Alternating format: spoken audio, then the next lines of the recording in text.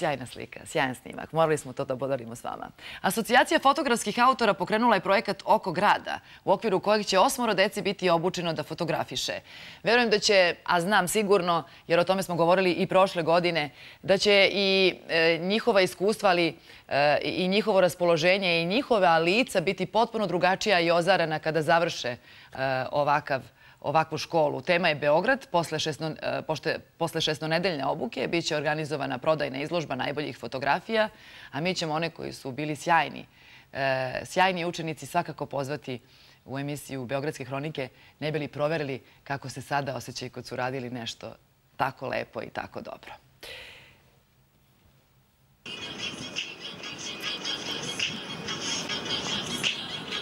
Ples je njihova prva ljubav, ali kada je Lejli i Aleksandri pružena prilika u okviru projekta Oko grada da nauče da fotografišu, prihvatile su je obe ručke. Voljela bi neko dešavanje da slikam nešto lepo, neke životinje, fotografije mnogo lepo i fotoradionice su mnogo zanimljive i zanimalo me baš mnogo da se bavim time i vidjet ćemo kako mi ide. O fotografiji će učiti u fotoradionicama tokom narednih 6 nedelja. Mada je ovo tek početak, primetili smo da Aleksandra ima dobro oko. Misliš, da li bi mogla da se baviš ovim poslom? Da li će možda ovo biti tvoja profesija? Mislim da hoće. Mislim da bi mogla da se bavim fotografisanjem. A šta ćemo sa plesom?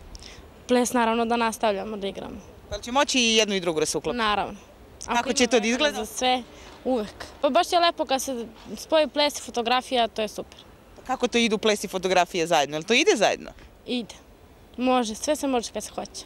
U pokušaju da svoje viđenje sveta pretoče u umetničku fotografiju, ovim mladim ljudima pomoći će Dragan Kujundžić. Šta mislite, da li će neki od njih odlučiti da im fotografija bude profesionalno opredeljenje možda? Pa moguće, mi se nadamo. Znate kako, mislim, njima samo treba dati alatku pa vidjeti otprilike kako će da se pokažu. Možda tu se kriju se neki talenti koji eto, treba samo priliku da dobiju.